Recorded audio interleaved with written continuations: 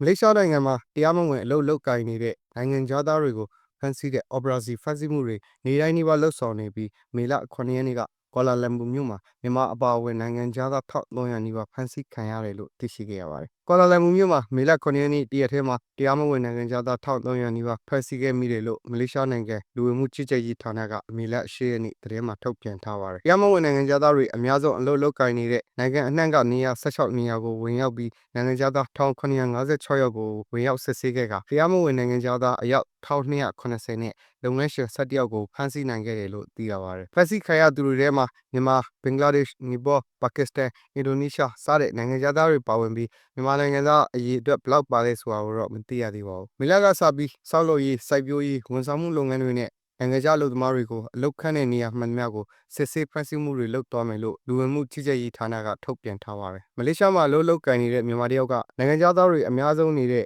နေရာတွေအဖမ်းဆီးခံရတာများတာပါ။နောက်ပြီးတိုင်ကြားမှုရှိတဲ့နေရာတွေမှာဖမ်းတယ်။ပြီးရင်နိုင်ငံခြားသားတွေအများဆုံးအလုပ်လုပ်ကိုင်တဲ့လုပ်ငန်းခွင်မှာဝင်ရောက်ဖမ်းဆီးတာတွေပါတယ်ရှိတယ်။ဖမ်းဆီးမှုတွေလုံးဝရပ်တန့်သွားတာမျိုးမဟုတ်ပဲနည်းသွားတာတို့များသွားတာတို့ပဲရှိပါတယ်။အခုနောက်ပိုင်းပြန်ပြီးတော့ဖမ်းဆီးတာတွေပြန်ရှိလာပြီးမနေ့ကဆိုရင်တရက်ထဲနဲ့မြန်မာနိုင်ငံသားပေါင်း 1200 ကျော်ဖမ်းဆီးခံလိုက်ရတယ်လို့ပြောလာပါတယ်။တရားမဝင်နိုင်ငံသားတွေအလုပ်ခန့်တဲ့လုပ်ငန်းရှင်တွေကိုလည်းမလေးရှားအစိုးရကတရားမဝင်နိုင်ငံသားအလုပ်ခန့်မှုနဲ့တရားစွဲပြီးအလုပ်သမားတယောက်အတွက်မလေးရှားရင်းဂစ်ကျပ် 9000 တန်ငွေဆောင်ရတယ်လို့သိရပါတယ်။2025 ခုနှစ်အတွင်းမလေးရှားနိုင်ငံမှာဖမ်းမိခဲ့တဲ့တရားမဝင်နိုင်ငံသားတွေကိုတရားရုံးတင်ထောင်ချပြီးစလန်ဂေါပြည်နယ်မှာဖမ်းဆီးမှုများတဲ့အတွက် UN ဒုက္ခသည်အသိမှတ်ပြုကတ်ကိုင်ဆောင်သူတွေကိုထောင်ချဖဲနိုင်ငံတိုင်ရိုက်ပြန်ပို့တယ်လို့သိရပါတယ်။အကူအညီပေးနေသူတွေရဲ့စာရင်းအရ2025 ခုနှစ်ပထမ4 လအတွင်းမလေးရှားနိုင်ငံမှာဖမ်းဆီးခံရတဲ့မြန်မာနိုင်ငံသားအယောက် 1500 ဝန်းကျင်ရှိပြီလို့သိရပါတယ်။မလေးရှားရောက်မြန်မာတယောက်ကနေမြေတစ်ခုမှာစက်ရုံကအများကြီးရှိတယ်။အလှည့်ကျစက်ရုံတွေကိုဝင်ဖမ်းနေရအခုဒီလိုမျိုးဆောက်လုပ်ရေး site တွေပါဝင်ဖမ်းနေရဘယ်လိုပြောရမလဲဆိုတော့အစီအစဉ်တကျ plan ဆွဲပြီး